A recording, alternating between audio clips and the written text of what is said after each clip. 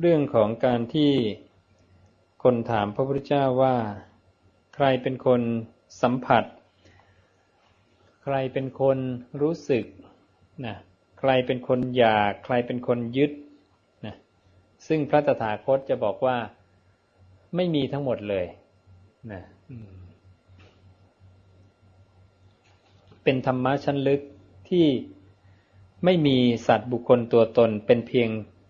ธาตุตามธรรมชาติกระแสธรรมชาติที่อาศัยกันและกันในการเกิดขึ้นนี่คือที่สุดของการมองต้องเห็นอย่างนี้นะถ้าไม่เห็นอย่างนี้นี่หลุดพ้นไม่ได้ ตรัสแก่พระโมริยภัทคุนะในที่ประชุมสงฆ์ที่เชตวันภิกษุโมริยภัทคุนะได้ทูลถามว่าข้าแต่พระองค์ผู้เจริญก็ใครเล่าย่อมกลืนกินซึ่งวิญญาณอาหารพระเจ้าข้าพระองค์ตอบว่านั่นเป็นปัญหาที่ไม่ควรจะเป็นปัญหาเลยเราย่อมไม่กล่าวว่าบุคคลย่อมกลืนกินดังนี้ ถ้าเราได้กล่าวว่าบุคคลย่อมกลืนกินดังนี้นั่นแหละจึงจะเป็นปัญหาในข้อนี้ที่ควรถามขึ้นว่าก็ใครเล่าย่อมกลืนกินพระเจ้าข้าดังนี้ก็เราไม่ได้กล่าวอย่างนั้นถ้าผู้ใดจะพึงถามเราผู้ไม่ได้กล่าวอย่างนั้นเช่นนี้ว่าข้าแต่พระองค์ผู้เจริญวิญญาณอาหารย่อมมีเพื่ออะไรเล่าหนอดังนี้แล้วนั่นแหละจึงจะเป็นปัญหาที่ควรแก่ความเป็นปัญหาคำเฉลยที่ควรเฉลยในข้อนั้นย่อมมีว่าวิญญาณอาหารย่อมมีเพื่อความเกิดขึ้นแห่งภพใหม่ต่อไปเมื่อภูตะแปลว่าความเป็นภพนะนั้นมีอยู่สลายตนะย่อมมีเพราะมีสลายตนะเป็นปัจจัยจึงมีผัสสะดังนี้พระตถาคตให้เข้าไปดูที่เหตุของการเกิดขึ้นตรงนั้น เขาถามต่อไปว่าข้าแต่พระองค์ผู้เจริญก็ใครเล่าย่อมสัมผัสพระเจ้าข้าพระองค์ตอบว่านั่นเป็นปัญหาที่ไม่ควรจะเป็นปัญหาเลยเราย่อมไม่กล่าวว่าบุคคลย่อมสัมผัสดังนี้เห็นไหมเวลาเรามีสัมผัสอะไรเราก็จะบอกเราสัมผัสโน่นเราเห็นนั่นเราได้ยินนี่มีเราหมดเลยแต่พระเจ้าบอกไม่มีเรานะสวนความเห็นกันพอสมควรถ้าเราคือพระตถาคตเนี่ยได้กล่าวว่าบุคคลย่อมสัมผัสดังนี้นั่นแหละจึงจะเป็นปัญหาในข้อนี้ที่ควรถามขึ้นว่าก็ใครเล่าย่อมสัมผัสพระเจ้าข้าดังนี้ก็เรามิได้กล่าวอย่างนั้นถ้าผู้ใดจะพึงถามเราผู้มิได้กล่าวอย่างนั้นเช่นนี้ว่าผัสสะมีเพราะอะไรเป็นปัจจัยพระเจ้าข้าปัจจัยแปลว่าเหตุก็คือผัสสะมีเพราะอะไรเป็นเหตุพระเจ้าข้าดังนี้แล้วนั่นแหละจึงจะเป็นปัญหาที่ควรแก่ความเป็นปัญหาคำเฉลยที่ควรเฉลยในปัญหาข้อนั้นย่อมมีว่าเพราะมีสลายตนะเป็นปัจจัยจึงมีผัสสะเพราะมีผัสสะเป็นปัจจัยจึงมีเวทนาดังนี้เพราะฉะนั้นที่ถูกต้องถามว่าผัสสะมีเพราะอะไร อะไรเป็นเหตุนั่นก็คือต้องมีสลายนะคือมีตาหูจมูกลิ้นกายใจมีรูปเสียงกลิ่นรสโผฏฐัพพะธรรมารมณ์ผัสสะนะเกิดจากอายตนะภายในและภายนอกกระทบกันจึงเกิดมีผัสสะขึ้นมาเพราะฉะนั้นถ้าถามว่าใครเป็นคนผัสสะใครเป็นคนสัมผัสพระเจ้าบอกถามผิดนะต้องถามว่าผัสสะเกิดเพราะอะไรและคำตอบที่ถูกต้องก็คือเพราะมีสลายนะคือมีตาหูมีรูปเสียงกลิ่นรสเนี่ยจึงมีผัสสะอย่างนี้และมีผัสสะเป็นเหตุจึงมีอะไรเวทนาคือสุขทุกข์อุเบกขาคือความรู้สึกต่ออารมณ์ข้าแต่พระองค์ผู้เจริญก็ใครเล่าย่อมรู้สึกต่ออารมณ์พระเจ้าข้าก็คือก็ใครเล่าย่อมมีเวทนานั่นเป็นปัญหาที่ไม่ควรจะเป็นปัญหาเลยเราย่อมไม่กล่าวว่าบุคคลย่อมรู้สึกต่ออารมณ์ดังนี้ถ้าเราได้กล่าวว่าบุคคลย่อมรู้สึกต่ออารมณ์ดังนี้นั่นแหละจึงจะเป็นปัญหาในข้อนี้ที่ควรถามขึ้นว่าก็ใครเล่าย่อมรู้สึกต่ออารมณ์พระเจ้าข้าดังนี้ ก็เราไม่ได้กล่าวอย่างนั้นถ้าผู้ใดจะพึงถามเราผู้ไม่ได้กล่าวอย่างนั้นเช่นนี้ว่าเพราะมีอะไรเป็นเหตุจึงมีเวทนาพระเจ้าข้าดังนี้แล้วนั่นแหละจึงจะเป็นปัญหาที่ควรแก่ความเป็นปัญหาคำเฉลยที่ควรเฉลยในปัญหาข้อนั้นย่อมมีว่าเพราะมีผัสสะเป็นปัจจัยจึงมีเวทนาเพราะมีเวทนาเป็นปัจจัยจึงมีตัณหาดังนี้นะคำถามที่ถูกต้องถามว่า มีอะไรเป็นเหตุนะจึงมีเวทนาและคำตอบที่ถูกก็คือเพราะมีผัสสะเป็นเหตุจึงมีเวทนาเพราะมีเวทนาเป็นเหตุจึงมีตัณหาคือความอยากนะแล้วเขาก็ถามต่อในลักษณะเดียวกันว่าใครเล่าย่อมอยากพระตถาคตก็ตัดตอบเหมือนเดิมนะโดยให้ถามว่าความอยากเกิดจากอะไรนะและคำตอบที่ถูกต้องก็คือเพราะมีเวทนาเป็นเหตุจึงมีตัณหาเพราะมีตัณหาเป็นเหตุจึงมีอุปทานความยึดเขาก็ถามอีกว่าแล้วใครเป็นคนยึดพระเจ้าก็บอกคนยึดไม่มีนะคำถามที่ถูกต้องต้องถามว่าความยึดเกิดจากอะไรก็บอกว่าเพราะมีตัณหาเป็นปัจจัยจึงมีอุปทานพระเจ้าให้มองทุกสิ่งเป็นเพียงธาตุตามธรรมชาติไม่มีสัตว์บุคคลเลยนะเพราะฉะนั้นที่พระเจ้าบัญญัติว่า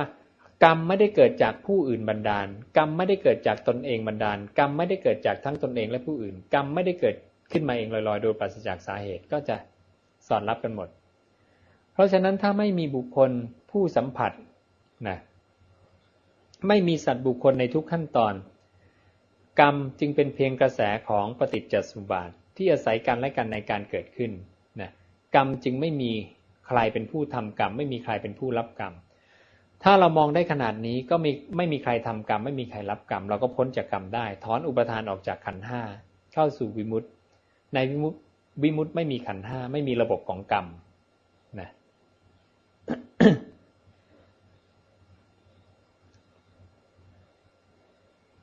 นี่คือวิธีมองสัตว์บุคคลตัวตนเพราะฉะนั้นอย่างกรรมเกิดจากผู้อื่นบันดาล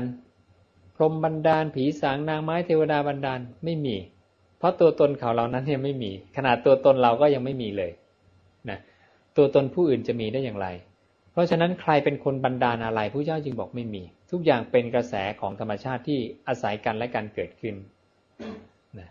น้ำไหลจากที่สูงก็ลงที่ต่ำกระทบหินทางซ้ายมันก็เลี้ยวไปทางขวากระทบหินทางขวาก็เลี้ยวไปทางซ้ายเป็นไปตามเหตุปัจจัยทุกอย่างเป็นเหตุปัจจัยหมดเลยเป็นระบบของธรรมชาติที่ไม่ใช่ชีวิตแต่เราไปยึดถือเองว่าเป็นชีวิตจึงมีใครตายมีอะไรตายนะนั่นนี่คือวิธีออกจากกรรมออกจากระบบของสังสารวัฏต้องมองอย่างนี้นะอันนี้ก็จะเป็นธรรมะที่ค่อนข้างลึกซึ้งหน่อย ต้องเอาไปไข้ควรพิจารณามากๆพระองค์ก็ตรัสว่าดูก่อนผัสคุนะเพราะความจางคลายดับไปโดยไม่เหลือแห่งผัสสายตนะนะทั้งหกนั้นนั่นเทียวจึงมีความดับแห่งผัสสะอายตนะนะผัสสายตนะนะอายตนะที่เป็นเหตุให้มีผัสสะทั้งหกคือตาหูจมูกลิ้นกายใจและรูปเสียงกลิ่นรสโผฏฐัพพะธรรมารมณ์จึงมีความดับแห่งผัสสะเพราะมีความดับแห่งผัสสะจึงมีความดับแห่งเวทนาเพราะมีความดับแห่งเวทนาจึงมีความดับแห่งตัณหาเพราะมีความดับแห่งตัณหาจึงมีความดับแห่งอุปาทานเพราะมีความดับแห่งอุปาทานจึงมีความดับแห่งภพเพราะมีความดับแห่งภพจึงมีความดับแห่งชาติเพราะมีความดับแห่งชาตินั่นแลชรามรณะโสกะปริเทวะทุกขโทมนัสอุปายาสาทั้งหลายจึงดับสิ้นความดับลงแห่งกองทุกข์ทั้งสิ้นนี้ย่อมมีได้ด้วยอาการอย่างนี้ดังนี้นะ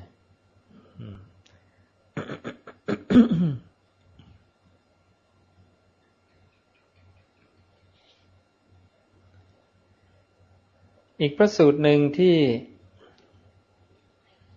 ตอบโจทย์ได้หลายๆอย่างนะลำดับนั้นพระผู้มีพระภาคเจ้าทรงออกจากสมาธินั้นโดยการอันล่วงไปแห่งวันทั้ง7นั่งสมาธิอยู่7 วัน ทรงตรวจดูโลกด้วยพุทธจักษุแล้วได้ทรงเห็นหมู่สัตว์ผู้เดือดร้อนอยู่ด้วยความเดือดร้อนมีประการต่างๆและเร่าร้อนอยู่ด้วยความเร่าร้อนมีประการต่างๆอันเกิดจากราคะบ้างอันเกิดจากโทสะบ้างอันเกิดจากโมหะบ้างครั้นทรงรู้สึกข้อความนี้แล้วได้ทรงเปล่งอุทานในเวลานั้นว่าสัตว์โลกนี้เกิดความเดือดร้อนแล้วมีผัสสะบังหน้าย่อมกล่าวซึ่งโรคนั้นโดยความเป็นตัวตนผัสสะบังหน้าใช้คำว่าผัสสะปะเรโตนะมีผัสสะบังหน้าเข้าใจผิดในผัสสะนั่นเองนะความเข้าใจผิดในผัสสะหรือสัมผัสว่าเป็นตัวเราของเรานะ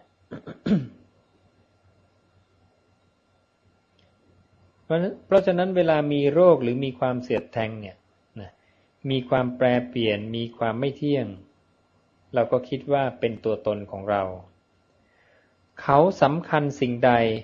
โดยความเป็นประการใดแต่สิ่งนั้นย่อมเป็นโดยประการอื่นจากที่เขาสำคัญนั้นมันจะไม่เป็นไปตามความสำคัญมั่นหมายของเราแต่มันจะเป็นไปตามเหตุปัจจัยของมันเราไม่อยากให้ร่างกายมันเจ็บมันป่วยมันก็จะเจ็บมันก็จะป่วยตามเหตุปัจจัยของมันเราไม่อยากแก่มันก็จะเดินไปสู่ความแก่ตามเหตุปัจจัยของมันนะเพราะฉะนั้นอันนี้มันไม่เป็นไปตามความสำคัญมั่นหมายของเราสัตว์โลกติดข้องอยู่ในภพถูกภพบังหน้าแล้วมีภพโดยความเป็นอย่างอื่นจึงได้เพลิดเพลินยิ่งนักในภพนั้น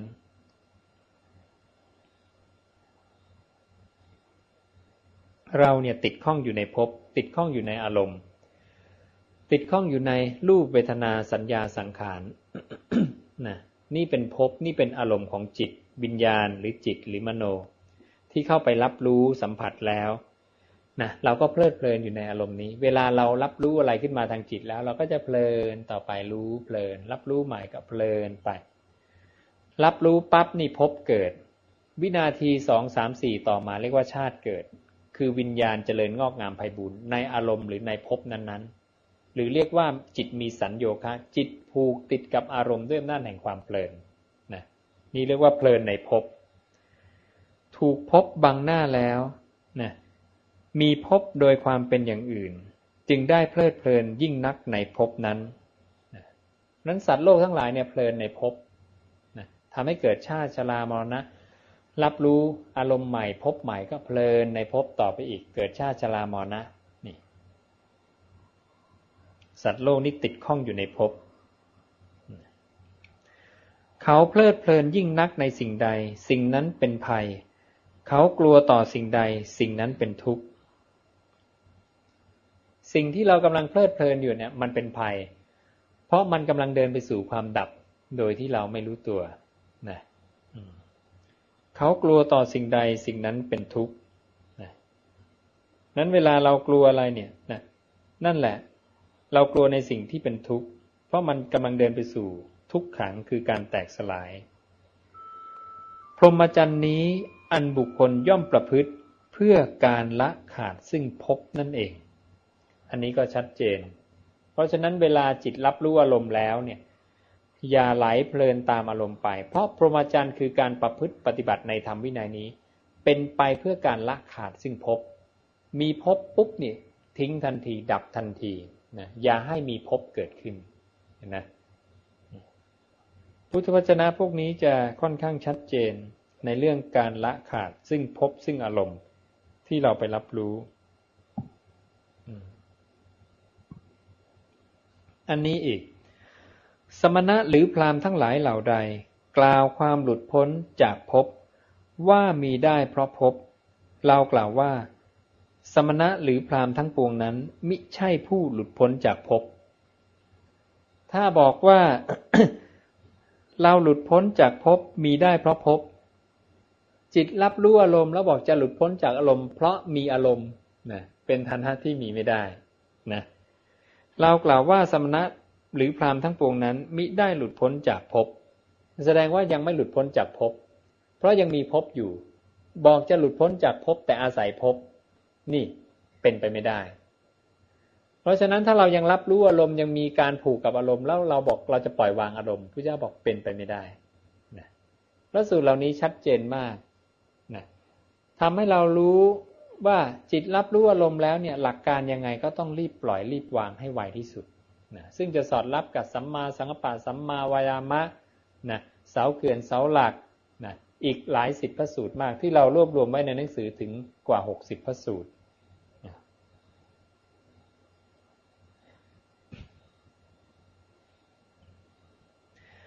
ถึงแม้สมณะหรือพราหมณ์ทั้งหลายเหล่าใดกล่าวความออกไปได้จากภพว่ามีได้เพราะวิภพ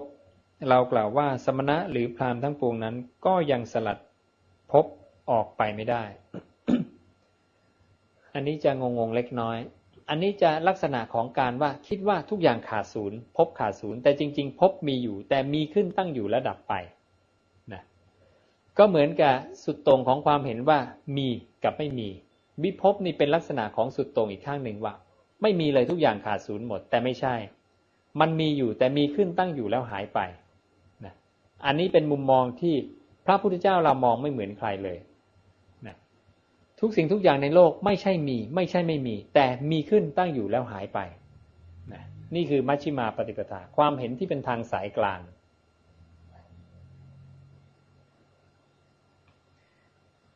พุทธวจนะต่อไปก็ทุกนี้เกิดขึ้นเพราะอาศัยซึ่งอุปาทิทั้งปวงนะอุปาทิเหตุเกิดมาจากตัณหาตัณหาเป็นเหตุให้เกิดอุปาทานนะคำอธิบายให้นิยามของอุปาทิเนี่ยไม่มีโดยชัดเจนตรงๆนะแต่เราดูจากเหตุเกิดซึ่งเป็นเหตุเกิดอันเดียวกันก็คือตัณหานั่นก็คือเราสามารถประเมินได้ว่าอุปาทิก็คืออุปาทานนั่นเองนะพระองค์จึงบอกว่าความเกิดขึ้นแห่งทุกข์ไม่มีก็เพราะความสิ้นไปแห่งอุปาทานทั้งปวงนะ นั้นก็ลักษณะเดียวกันใช้แทนกันได้ท่านจงดูโลกนี้เถิดสัตว์ทั้งหลายอันอวิชชาหนาแน่นบังหน้าอันอวิชชาหนาแน่นบังหน้าแล้วและว่าสัตว์ผู้ยินดีในภพอันเป็นแล้วนั้นย่อมไม่เป็นผู้หลุดพ้นไปจากภพได้ก็ภพทั้งหลายเหล่าใดเหล่าหนึ่งนะอันเป็นไปในที่หรือในเวลาทั้งปวงเพื่อความมีแห่งประโยชน์โดยประการทั้งปวงภพทั้งหลายทั้งหมดนั้นไม่เที่ยงเป็นทุกข์มีความแปรปรวนเป็นธรรมดาเมื่อบุคคลเห็นอยู่ซึ่งข้อนั้นด้วยปัญญาอันชอบตามที่เป็นจริงอย่างนี้อยู่เขาย่อมละภวะตัณหาได้ภวะคือภพตัณหาคือความอยากเขาย่อมละความอยากในการแสวงหาภพได้และไม่เพลิดเพลินซึ่งวิภวะตัณหาด้วยความดับเพราะความสำรอกไม่เหลือเพราะความสิ้นไปแห่งตัณหาโดยประการทั้งปวงนั่นคือนิพพานภพใหม่ย่อมไม่มีแก่ภิกษุนั้นผู้ดับสนิทผู้ดับเย็นสนิทแล้วเพราะความไม่ยึดมั่นภิกษุนั้นเป็นผู้ครอบงำมารได้แล้วมารคือความตายครอบงำความตายได้แล้วชนะสงครามแล้วก้าวล่วงภพทั้งหลายทั้งปวงได้แล้วเป็นผู้คงที่ดังนี้อสังคตธรรมคือความคงที่ไม่เปลี่ยนแปลงไปตามกาลเวลา